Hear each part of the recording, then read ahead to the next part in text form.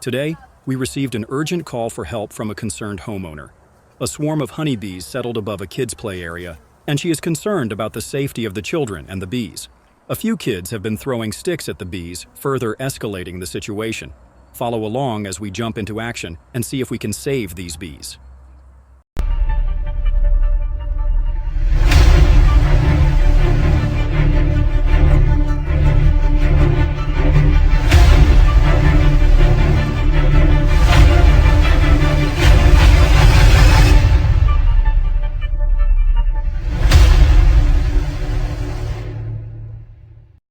Unfortunately, we had issues with recording, so I was unable to capture much of the footage extraction. Fortunately, we were able to capture enough to give you a basic understanding of the process.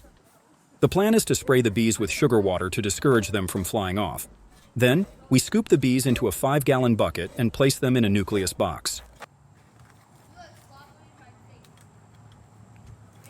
The bees are in a tree about 20 feet off the ground. Given the hazards of working off a ladder at this height and the weight of the nucleus box, using a 5-gallon bucket is much safer. After a few scoops into the bucket, we transferred the bees into the nucleus colony. Do you see how the bees have their abdomens in the air and are fanning with their wings? They are spreading the queen's pheromones to signal to the other bees that the queen has entered the nucleus box and this is their new home. Once we get all the bees into the nucleus box, we close the box and rush to the new location before they overheat. We need to relocate the bees at least 5 miles away to ensure they reorientate to their new home. Several days later. After allowing the bees to reorient to their new location for a few days, we inspect the colony to see what they have been up to.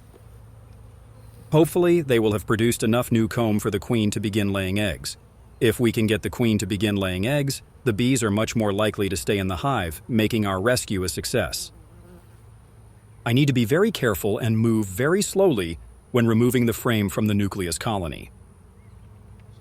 Beekeepers typically use smoke to prevent the bees from becoming aggressive, but this has some negative effects, such as causing the bees to move around frantically and interrupting the queen's pheromones. What luck! We are able to find the queen on the first frame we removed.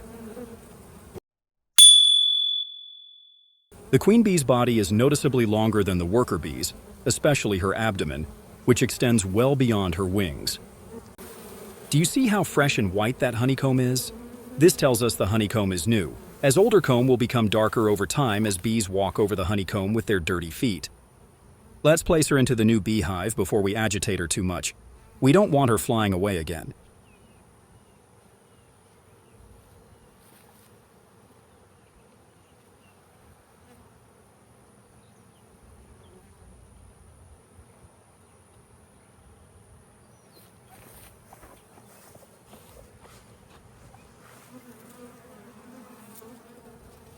Look closely at the bottom of the cells. Do you see those white specks? Those are eggs.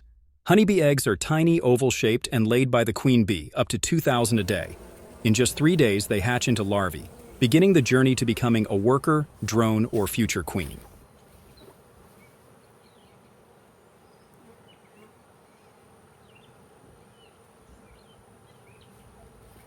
Let's continue to move the rest of the frames into the new beehive. We want to move quickly so that we reduce the stress imposed on the bees by moving them into their new home.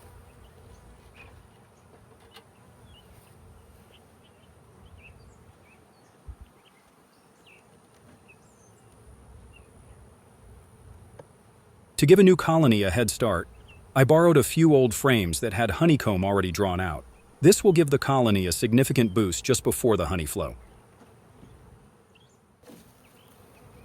A quick tap on the ground will cause the bees to fall to the bottom of the nucleus box, followed by a shake into the new beehive, and we should be all set.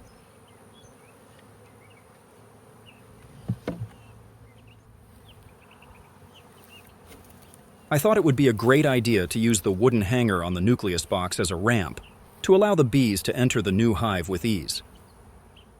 It worked out pretty well, and you can see some of the bees moving back and forth on the makeshift ramp as they try to figure out their new home. Well, that's all there is to it. when performing a successful honeybee swarm rescue. A special thanks to the homeowner who called a local beekeeper to rescue the honeybee swarm.